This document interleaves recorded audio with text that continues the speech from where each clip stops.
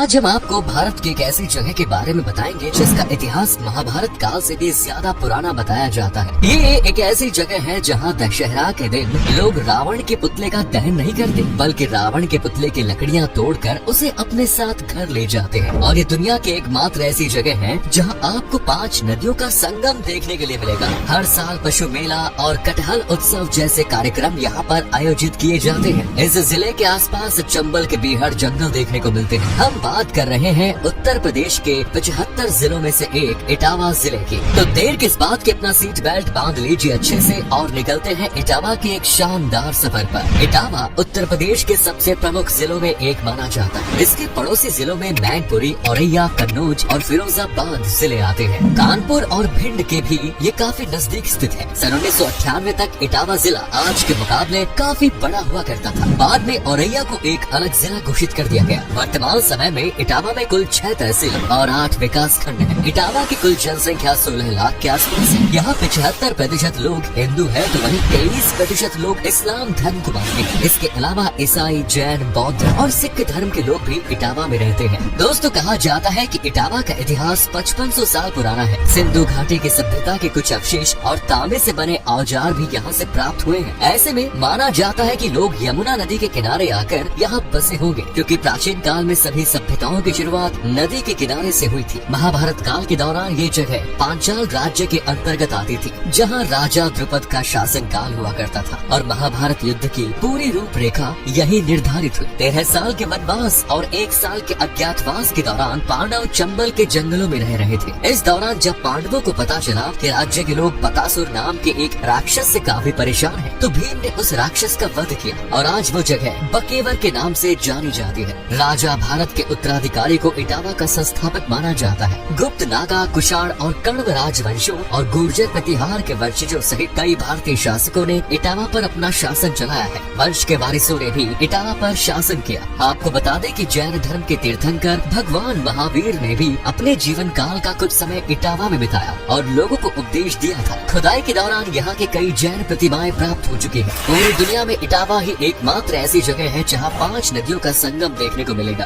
यहाँ पर चंबल, यमुना, सिंध, पहुंच, कुमारी नदियाँ आकर मिलती है। इस स्थान को बचनाड़ा के नाम से भी जाना जाता है। राजा जयचंद और मोहम्मद गौरी के बीच इस स्थान पर भयंकर युद्ध भी हुआ। इस युद्ध में राजा जयचंद और उनके सेनापति सुमेर सिंह की मौत हो गई थी। बाद में यहाँ पर दिल्ली सल्तनत के शासकों ने राज किया। मुगलों ने भी यहाँ पर लंबे समय तक शासन किया। सन 1751 से 1766 के बीच इटावा पर मराठाओं ने राज किया और हिंदुत्व का प्रचार प्रसार किया। बाद में ब्रिटिश ईस्ट इंडिया कंपनी ने इसे अपने कब्जे में ले लिया। दोस्तों, सन 1857 के विद्रोह के बारे में तो आपने सुना ही होगा, जब देश कोने कोने से अंग्रेजों के खिलाफ आम लोगों ने बगावत के सुर छेड़ दिए। इटावा में भी अंग्रेजों का जमकर विरोध हुआ और अंग्रेजों को अपनी जान बचाने के लिए यहाँ से बाहर भागना पड़ा। उस समय एक ह्यूम ने सिर पर पकड़ी और बदन पर साड़ी पहनकर अपनी जान बचाई और यहाँ से रफू चक्कर हो गया। बाद में ह्यूम ने ही सन 1885 में कांग्रेस की स्थापना की। इटावा का नाम इटावा कैसे पड़ा, इस बारे में भी अलग अलग बातें प्रचलित हैं। कुछ लोगों का कहना है कि पहले के समय यहाँ पर ईंटों का कारोबार काफी बड़े पैमाने पर किया जाता था और तभी इस जगह का नाम इटावा रखा गया। वहीं कुछ लोगों का कहना है कि राजा सुमेर सिंह जब यहाँ पर एक किले का निर्माण करा रहे थे, तो खुदाई के दौरान उन्हें कुछ चांदी और सोने की ईंटें मिली और तभी से इस जगह को इटावा कहा जाने लगा। लेकिन इतिहासकारों की माने तो पहले इस जगह को इष्टपद के नाम से जाना जाता था। समय के चलते धीरे धीरे ये नाम बदल कर इस जगह का नाम इटावा पड़ गया।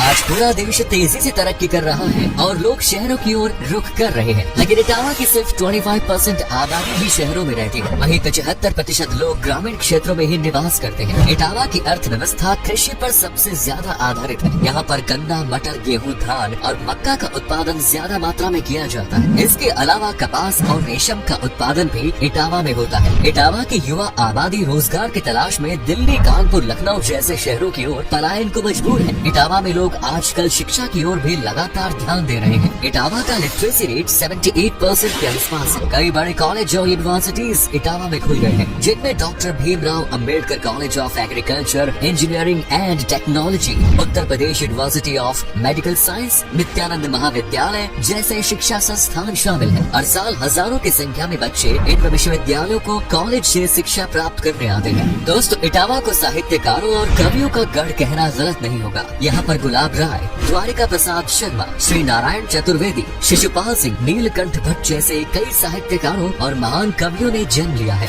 उत्तर प्रदेश के पूर्व मुख्यमंत्री मुलायम सिंह यादव और अखिलेश यादव भी इटावा से ही ताल्लुक रखते थे। आपको बता दें कि भारत के पूर्व राष्ट्रपति डॉक्टर जाकिर हुसैन ने अपनी एजुकेशन इटावा से ही प्राप्त की। इटावा अपने ऐतिहासिक त्योहारों के लिए भी प्रसिद्ध है। हर साल नवंबर महीने के अंत में इटावा में महोत्सव का आयोजन किया जाता है। इसे इटावा नुमाइश के नाम से जाना जाता है। इस दौरान एक विशाल मेले का आयोजन होता है, जहां पूरे जनपद के लोग अपने परिवार वालों और दोस्तों के साथ आते हैं और जमकर मौज मस्ती करते हैं। इस महोत्सव की शुरुआत सन 1888 में एक छोटे से मेले के रूप में की गई और आज ये महोत्सव पूरे इटावा की शान बन गया। कटहल महोत्सव का आयोजन भी इटावा में किया जाता है, क्योंकि यहाँ पर कटहल की खेती भी बड़े पैमाने पर की जाती है। इटावा अपने पशु मेले के कारण भी प्रसिद्ध है। सदियों से ये मेला यहाँ पर आयोजित हो रहा है, जिसमें लोग गाय, बैल और अन्य जानवरों को खरीदने बेचने के लिए आते हैं। पहले के समय में दूर दूर से लोग पशु मेले में व्यापार के लिए आते थे। यहाँ की जमुना पारी बकरी की डिमांड भारत के अलावा अन्य देशों में भी है। इस एक बकरे की कीमत 15 से 20 हजार रूपए तक होती है। इटावा के मेलों में हैंडलूम का सामान भी आपको काफी किफायती दामों पर मिल जाएगा। इसके अलावा इटावा में रामलीला का त्योहार भी धूमधाम से सेलिब्रेट किया जाता है। लेकिन यहाँ पर एक बेहद ही अजीब परंपरा देखने को मिलेगी। इटावा के जसवंत नगर नाम की जगह पर एक विशेष रामलीला का आयोजन किया जाता है। इस आयोजन में रावण दहन नहीं होता, बल्कि रावण की आरती की जाती है और आरती के पश्चात रावण का जो पुतला बनाया जाता है उसे लोग अपने हाथों से तोड़ते हैं और पुतले की लकड़ियाँ अपने घर ले आते हैं। लोगों का मानना है कि रावण के पुतले की लकड़ी घर में रखने से भूत प्रेत और बुरी आत्माओं का साया उनसे दूर रहता है। पिछले 160 सालों से भी ज्यादा समय से इस विशेष रामलीला का आयोजन किया जा रहा है और रामलीला खत्म होने के कुछ दिन पश्चात रावण की तेरहवीं भी यहाँ मनाई जाती है। कुछ साल पहले यूनेस्को ने रामलीला के ऊपर अपनी एक रिपोर्ट पब्लिश की और उसमें भी जसवंत नगर की रामलीला के बारे में लिखा गया। इटावा में आपको हर तरह के पकवान भी खाने को मिल जाएंगे। तरह तरह की चाट से लेकर नॉर्थ इंडियन फूड की तमाम लाजवाब स्वाद आपको मिलेगा। अगर आप इटावा जाए तो यहाँ की घोड़ा चाय जरूर पी। 10 से 15 रुपए में आपको ये चाय मिल जाएगी।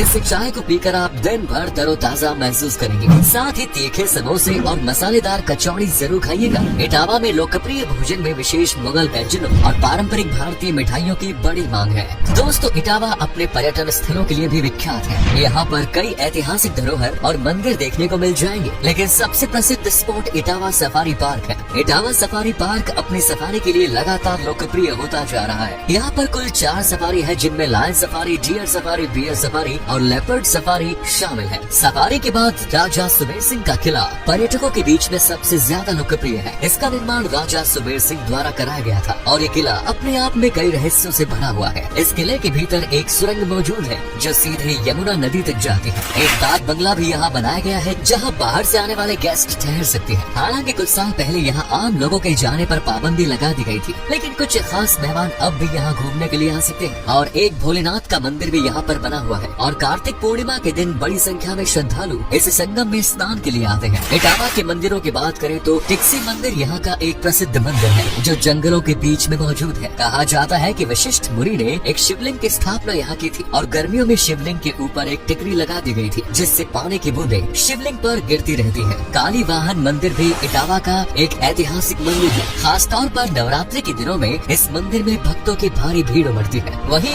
देवी ब्राह्मणी मंदिर का इतिहास 2000 साल पुराना माना जाता है। चैत्र पूर्णिमा के दिन इस मंदिर के आसपास 3 दिवसीय मेले का आयोजन किया जाता है। श्री पेलुआ महावीर मंदिर बजरंगबली हनुमान जी को समर्पित है। लोगों का मानना है कि इस मंदिर में भगवान हनुमान लड्डू का प्रसाद ग्रहण करते हैं और राम नाम का जप भी करते हैं। हालांकि इन बातों में कितनी सच्चाई है ये तो आपको मंदिर जाकर ही पता चलेगा। आप चाहे भारत के किसी भी कोने में रहते हो, इटावा तक आसानी से पहुंच सकते हैं। भारत के सभी बड़े शहरों और राज्यों से इटावा की सीधी ट्रेन आपको मिल जाएगी। इसके अलावा बस और सड़क मार्ग के जरिए भी आप इटावा तक पहुंच सकते हैं। अगर आप हवाई जहाज के जरिए इटावा आना चाहते हैं तो आपको कानपुर एयरपोर्ट आना होगा। हालांकि आगरा एयरपोर्ट और लखनऊ एयरपोर्ट के जरिए भी आप इटावा तक पहुंच सकते हैं। इटावा घूमने का सबसे अच्छा समय अक्टूबर से मार्च के बीच माना जाता है, क्योंकि गर्मियों के दौरान यहाँ पर भयंकर गर्मी पड़ती है। इटावा घूमने के लिए 2 से 3 दिन में आपको लगभग 12,000 खर्च करने पड़ेंगे। तो दोस्तों, ये था इटावा। कैसा लगा बताइए कमेंट्स में। क्या आपने कभी विजिट की है इटावा की? अगर की है तो अपना एक्सपीरियंस हमारे साथ शेयर जरूर करें।